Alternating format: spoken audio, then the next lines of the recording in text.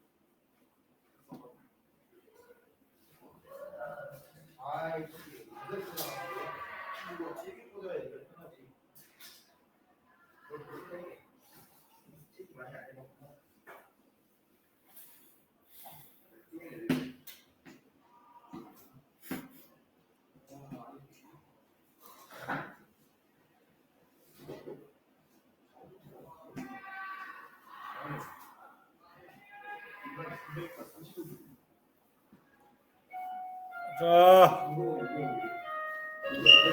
자리에 앉아.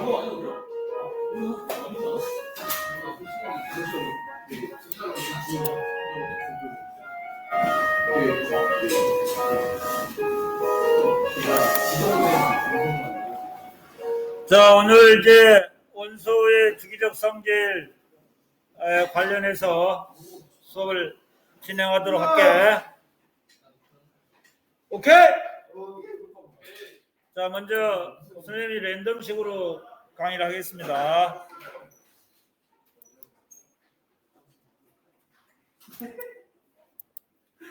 자, 오비탈이라고 하는 걸 좀 알아둡시다. 오비탈이라고 하는 것은 현대 원자 모형에서 등장하는 그 이론인데요.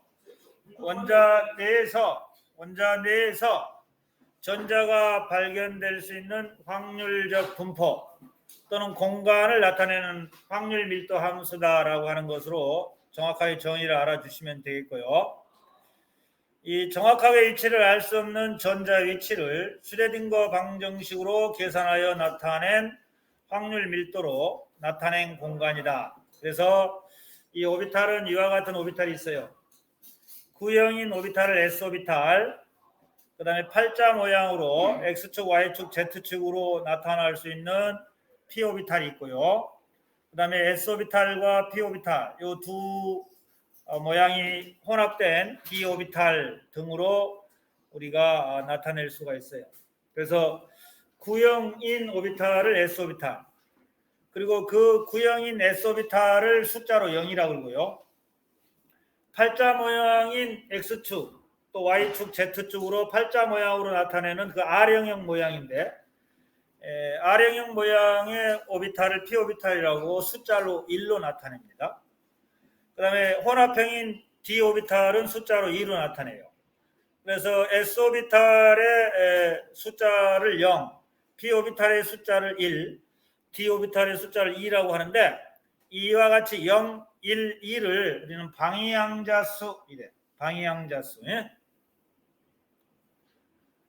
그리고 이제 그 P오비탈은 에너지 준위가 같은 오비탈이 이 세 가지 형태가 나타날 수 있어요. PX 오비탈, PY, PZ.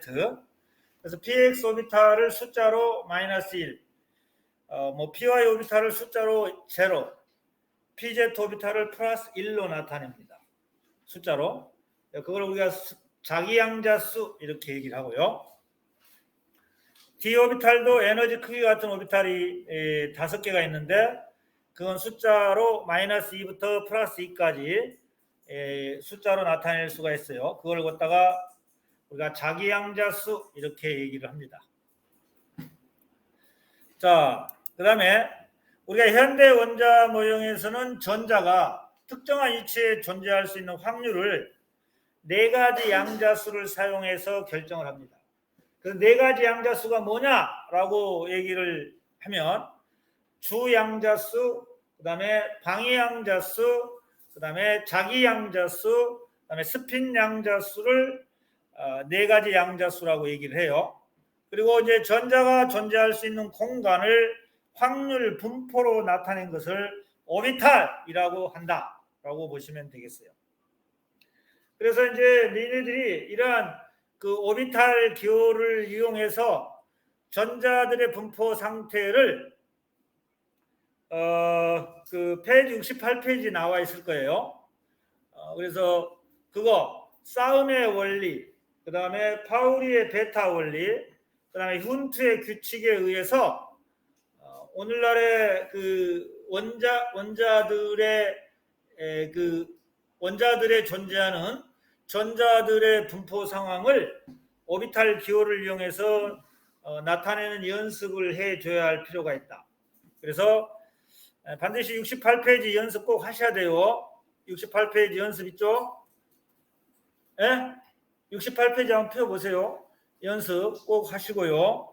그래서 바닥 상태의 전자 배치의 분포 상황, 그 1번부터 몇 번까지 나왔나요? 20번까지 나왔습니까?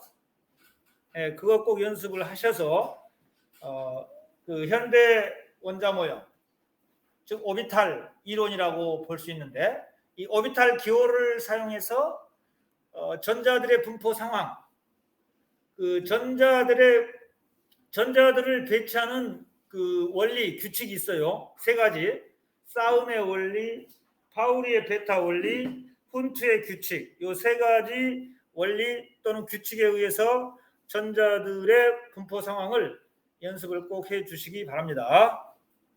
자, 그러면 우리가 이제 원자의 사이즈, 다시 말해서 입자의 사이즈를 결정하는 요인이 세 가지가 있다고 얘기했습니다. 자, 그래서 이제 입자의 사이즈를 결정하는 요인 세 가지를 칠판에 한번 설명을 하면서 가도록 할게요. 먼저 결과론적인 것을 한번 볼게요. 지금 보시면 이 같은 주기에서는 오른쪽으로 갈수록 원자 번호가 커질수록 사이즈가 줄어들고 있죠. 그 다음에 같은 족에서는 아래로 내려갈수록 사이즈가 커지고 있어요. 같은 족에서는 보시면 수소, 리튬, 나트륨, 칼륨, 루비디움, 세슘이 있는데요. 이것들의 그 원자 반지 이름을 우리가 이제 피코메타, 10-12승 메타로 표현을 해보니까 32, 152, 186, 227, 248, 265 이와 같이 같은 족에서는 아래로 갈수록 사이즈가 커진다. 사이즈가 커진다는 그 이유를 그냥 이렇게 설명하면 돼요. 사이즈가 커지는 이유는 뭐냐? 아래로 갈수록. 아래로 갈수록 전자 껍질 수가 한 개씩 더 늘어나는구나 라고 이해를 하면서 표현해 주시면 됩니다. 그래서 이제 이렇게 사실은 이제 원자 반지 이름 하면 이렇게 알고 있으면 돼요. 물론 원자 반지 이름의 정확한 정의는 동핵 이원자 분자에서 두 원자 핵간 거리의 2분의 1 이렇게 얘기를 하지만 그것보다는 이렇게 보시면 돼요. 핵에서 여기 최외곽 전자가 있을 거야. 최외곽 전자라 그래.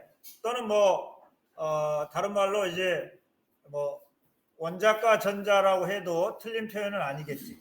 그래서 핵에서 최외곽 전자까지의 직선 거리가 원자 반지름, 그래서 atomic radius RA다 이렇게 보시면 돼요. 원자 반지름. 그래서 이제 이 원자 반지름이라고 하는 것은 기호로 RA라고 보시면 되는데, 이 원자 반지름은 첫 번째 주기성이죠. 원자 반지름의 어떤 주기성. 이렇게 보시면 돼요. 자, 같은 족에서는 어떻게 되냐? 이제 방금 설명을 했죠. 보시면 같은 족에서는 아래로 내려갈수록, 그죠? 그러니까 같은 족은 아래로 내려갈수록이라는 말은 원자 번호가 커질수록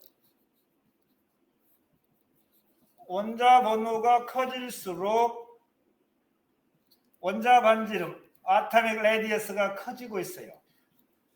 그걸 뭐 때문에 그러냐? 왜냐하면 이 원자 번호가 증가할수록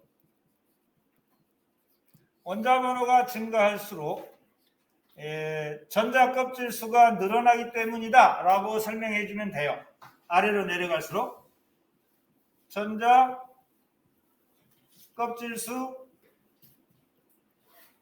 증가로 인해서 그렇다라고 알아주시면 되겠지. 예?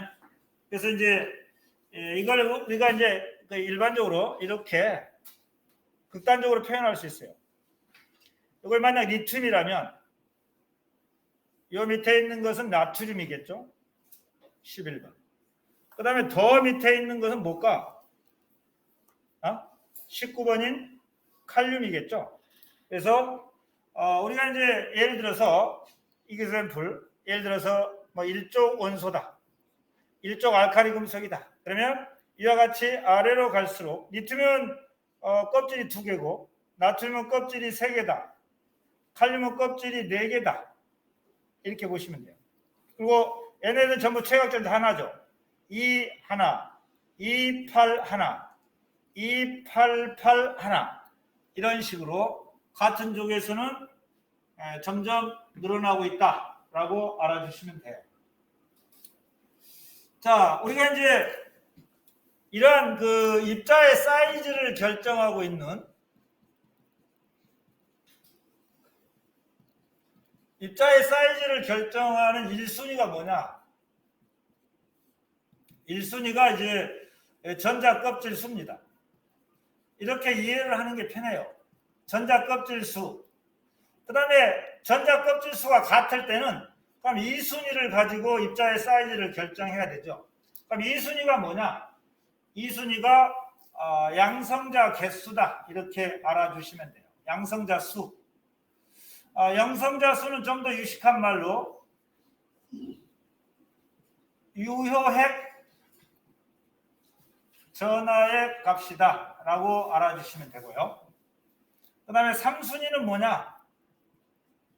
3순위는 전자의 수다. 이렇게 보시면 돼요. 1순위와 2순위가 같은 경우 3순위를 가지고 입자의 사이즈를 결정을 해야 돼요. 그러면 이렇게 하죠. 자, 전자 껍질 수가 많아져. 그러면 사이즈가 커진다 라고 알아주셔야 돼요. 자, 양성자 수가 많아져. 양성자 수가 많아지면 핵과 그 전자와의 인력, 물론 최외각 전자로 생각할 수 있어요. 전자와의 인력이 커져요. 핵과 전자는 인력이 작용하죠. 인력이 커지면 사이즈는 감소하죠. 강하게 잡아당기니까요. 안에서. 그 다음에 이제 전자의 수죠. 전자의 수. 전자의 수가 많잖아요. 전자의 수가 많아지면 이 전자 간에는 반발력이 커집니다. 반발력이 커져요. 전자 간의 반발력이 커져서 이 사이즈는 커질 수밖에 없다라고 보시면 돼요. 그래서 이제 거꾸로 이 3순위부터 좀 알아보겠는데 3순위의 대표적인 예를 가지고 한번 볼게요. 17번이 염소하고 보셨어요? 17번이 염소 음이온을 생각해 봅시다. 그죠? 그러면 얘를 보호의 원자 모형으로 그리면 287개가 있어요. 얘는 288개가 있습니다. 그죠? 그러면 껍질 수는 둘 다 3개고 양성자 개수도 17개 똑같아요. 그러면 3순위인 전자의 개수가 차이가 있죠. 얘가 전자 한 개 많아요. 그럼 반발력이 커지니까 결국 CL보다는 CL 음이온이 사이즈가 커진다. 이렇게 판단하셔야 돼요. 네? 전자 간의 반발력에 의해서 CL과 CL 음이온의 사이즈, CL 음이온의 사이즈가 커진다. 라고 판단하십니다. 이게 이제 3순위를 가지고 하는 거죠.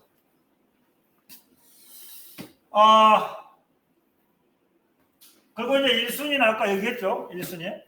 이 전자 껍질 수가 늘어나면서 커지고 있어요. 그 다음에 2순위의 대표적인 게 이제 이런 거죠. 같은 주기에서는 같은 주기에서는 이렇게 보시면 돼요. 같은 주기에서는 이런 식으로 리, 배, 붕, 탄, 질, 산, 풀, 레 이렇게 리, 베릴륨, 붕소, 탄소, 질소, 산소, 플루로, 네온 이런 식으로 사이즈가 줄어들죠. 이유는 3, 4, 5, 6, 7개, 8개, 9개, 10개 양성자도 늘어나고 전자도 늘어나지만 양성자가 더 우선순위가 있어요.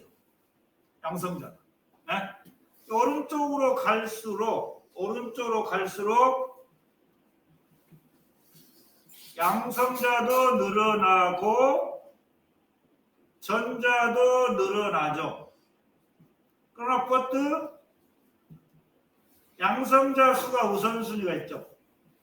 양성자 수가 더 우선순위다. 이렇게 보시면 돼요. 또 양성자 더 우선순위니까 결국 양성자가 많아지면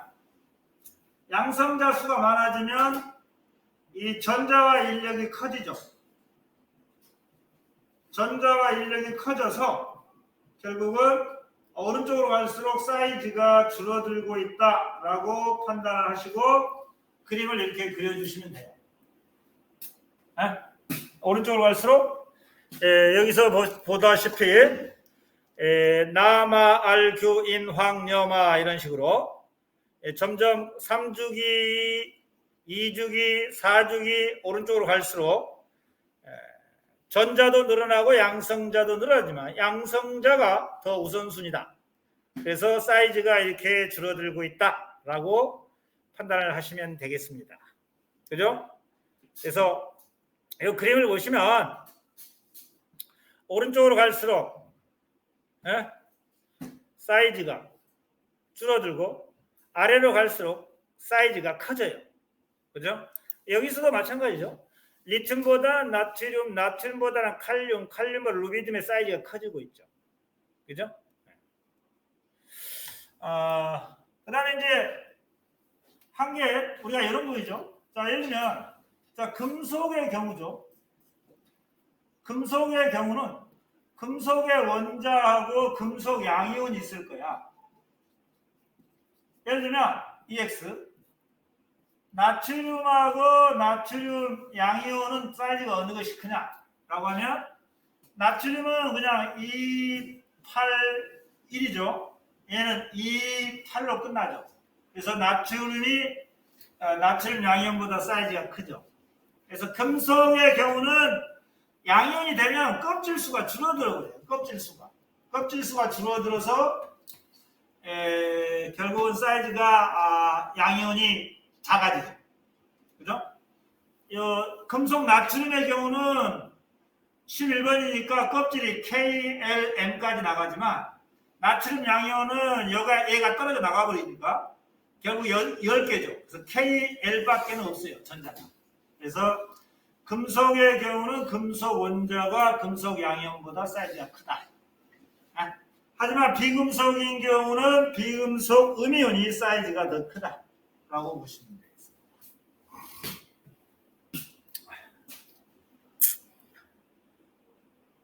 알겠냐?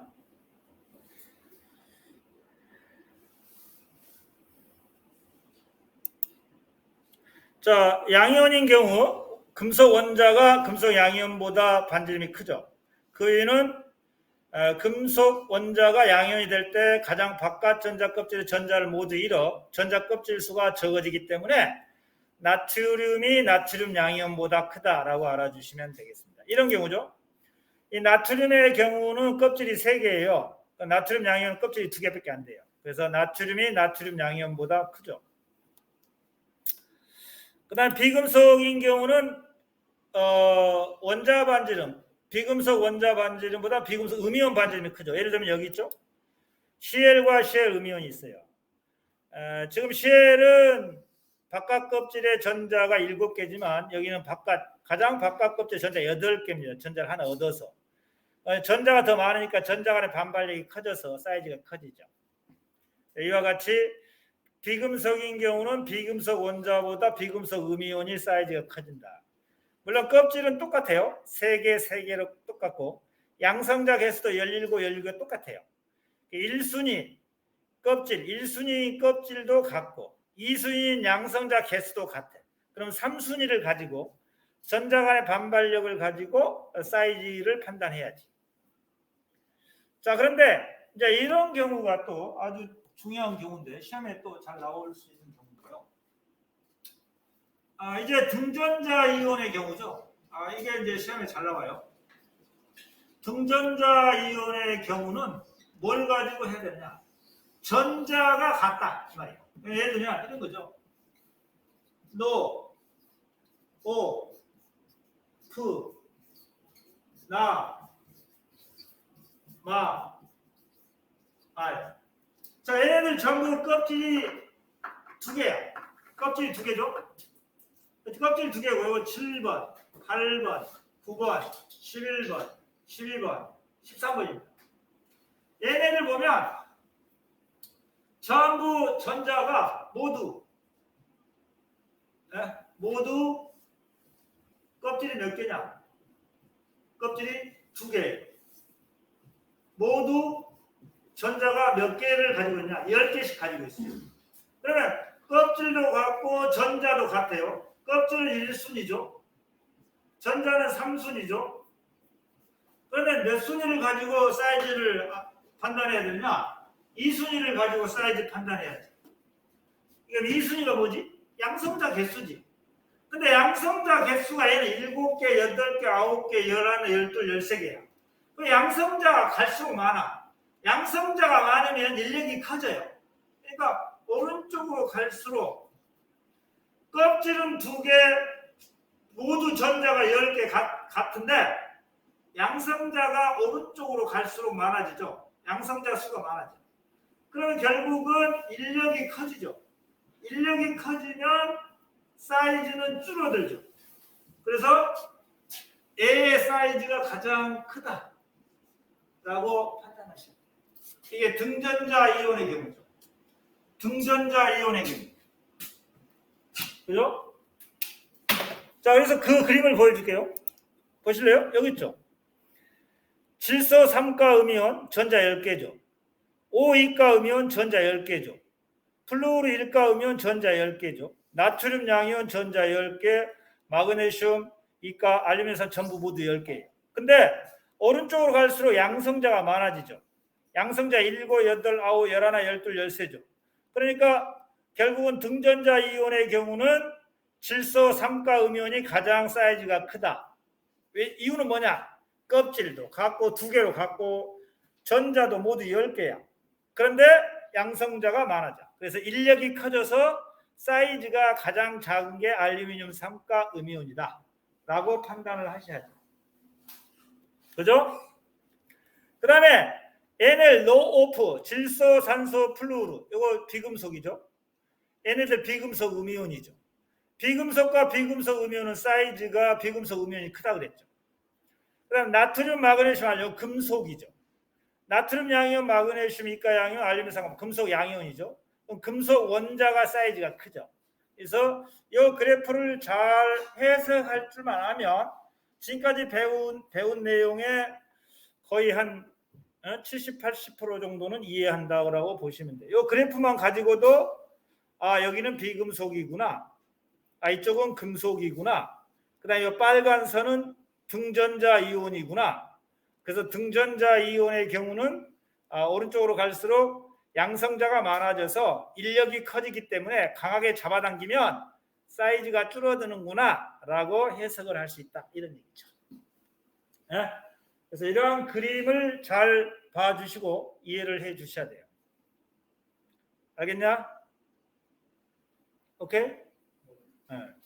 자, 그 다음에 이제 요게 이제 조금 이제 어려운 건데, 그럼 요 Cl 음이온과 칼륨 양이온은 누가 사이즈가 크냐? 이걸 물어봐요. 요거는 이제 우리가 이제 따져봐야 돼. 따져봐야 됩니다. 어떻게 따져봐야 되나? 이렇게 따져보면 돼요. 자, 일단 봐봐. Cl 음이온과 칼륨 양이온을 한번 보자. 그럼 이거 한번 보호의 원자 모형으로 2, 8, 8 되겠네? 그죠? 왜냐면 원래 17개였는데 전자 하나를 얻었으니까 18개 되죠. 얘는 요 칼륨이 19번이잖아요. 2, 8, 8입니다. 똑같아요. 왜? 전자 하나 잃었잖아요. 예? 19번은 전자 18개잖아요.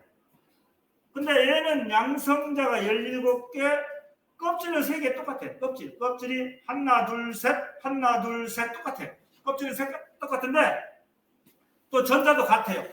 전자도 같고 전자의 수도 같아. 그러면 양성자 개수를 가지고 판단해야지. 양성자 개수가 많으면 인력이 커져요. 그래서 인력이 커지면 사이즈 줄어들죠. 이렇게 판단해야지. 알겠습니까?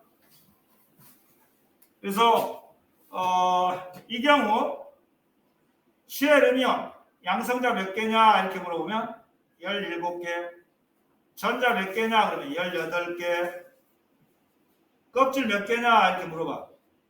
껍질 3개 이렇게. 여기도 마찬가지죠. 양성자 몇 개냐 이렇게 물어봐. 19개. 전자 몇 개냐 이렇게 물어보면 18개. 껍질 몇 개냐 이렇게 물어봐. 껍질 3개. 그러면 껍질 3개 똑같아. 전자 18개, 전자는 똑같아.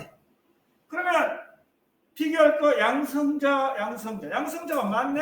인력이 크네? 강하게 잡아당기네? 사이즈가 줄어드네? 이렇게 판단해야지. 이렇게 하셔야 돼요. 알겠지? 맞다 그래. 자, 요 그래프 꼭 기억을 해 주셔야 되겠습니다. 이쪽은 비금속 음이온들, 비금속 원자들, 여기는 금속 원자들, 여기는 금속의 양이온들. 그 다음에 빨간 줄은 등전자 이온이면서 사이즈가 줄어들고 있네. 기억을 꼭 하시고 요 그래프를 해석할 수 있어야 되고, 여기 원자 번호라는 것은 양성자 개수를 의미합니다. 양성자가 7, 8, 9, 11, 핵 속에 들어있는 양성자 개수를 의미합니다. 됐죠? 됐다 그래? 오케이? 자, 그 다음에 이제 유효핵 전화라고 하는 것이 있어요. 요거 우리가 사실은 좀 쉽게 설명하기 위해서 이 순위가 양성자 수라고 얘기를 했는데, 양성자 수라는 것보다는 유효핵 전하의 값이다. 유효핵 전하의 값이 결국은 뭐냐? 유효핵 전하의 값이 커진다. 핵과 전자 인력이 커진다. 사이즈가 작아진다. 이렇게 연결돼야 돼요. 그죠? 그래서 먼저 여기 유효핵 전하가 무엇이냐라고 하는 것을 설명하겠다는 거지.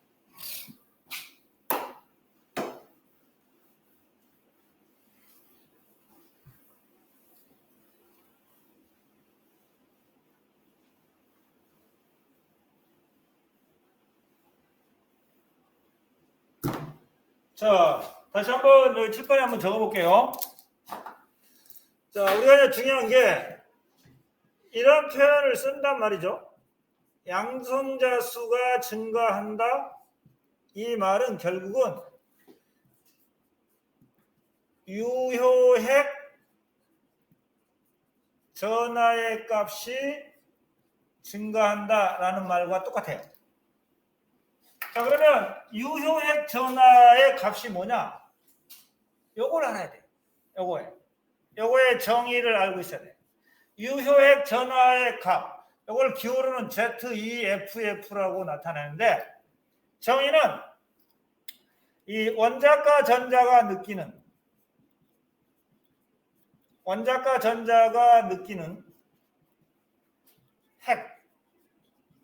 핵과의 인력의 정도라고 얘기합니다. 예? 그래서 원자과 전자가 느끼는 핵과의 인력의 정도가 크잖아? 크면 사이즈가 줄어들어요. 왜냐? 원자과 전자는 마이너스 전하를 띠고 있어요. 핵은 무슨 전하를 띠고 있느냐? 플러스 전하를 띠고 있죠. 예? 그래서 얘네들 간에는 인력이 작용하죠. 인력이 작용을 하는데 그 인력의 정도가 오른쪽으로 갈수록 커진다는 거지. 그래서 이 인력의 정도가 오른쪽으로 갈수록 커져요. 에? 오른쪽으로 갈수록. 자, 그러면 이 인력의 정도 ZEF, 유효액 전하의 값을 우리가 이제 정밀한 값은 구하기 어렵지만 이 근사값으로 우리가 이제 계산을 할 수 있어요. 그래서 이 근사값 ZEF 유효액 전하의 근사값은 Z-S로 계산을 할 수 있어요. 이게 근사값이죠. 그러면 이거 유효액 전하의 값인데 Z는 뭐냐? Z는 핵 속에 있는 양성자 수입니다. 양성자 수고 사실 S는 이제 사실은 가리움 상수인데 요거는 이제 원자과 전자가 아닌 핵심부 전자의 수 이렇게 계산해요. 자, 우리가 이제 그 원자과 전자는 가장 바깥에 있는 전자인데 이 가장 바깥에 있는 전자는 안쪽에 있는 전자로부터 방해를 받아요. 이 핵과의 인력에 방해를 받습니다. 그러니까 예를 들면 이런 거죠. 자, 13번 알루미늄을 한번 볼까요? 이 알루미늄의 보의 원자 모형을 한번 그려보면 이게 2개가 있어요.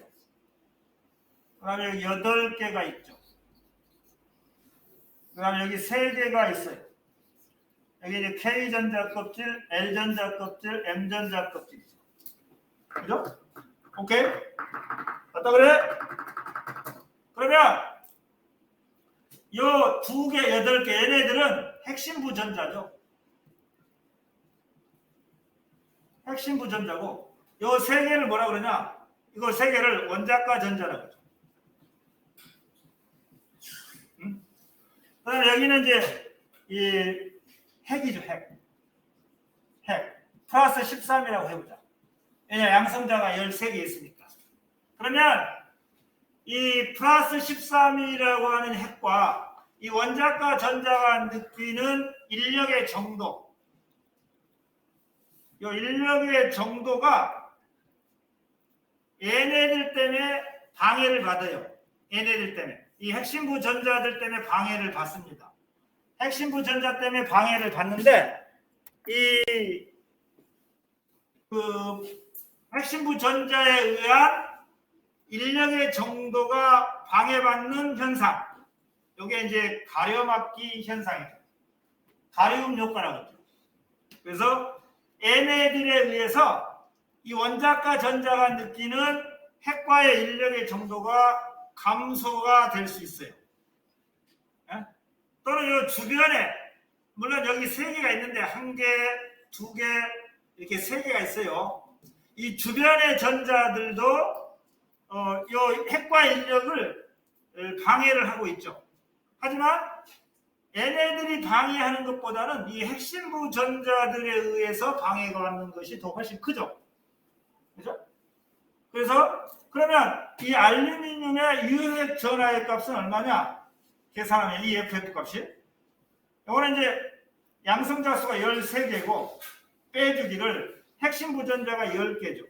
그래서 알루미늄의 ZEF의 값은 3이다 라고 보시면 돼요. 인력의 정도가 3이다 이렇게 보시면 돼요. 그죠? 그래서 우리가 이런 거 있죠? 이런 거. 자,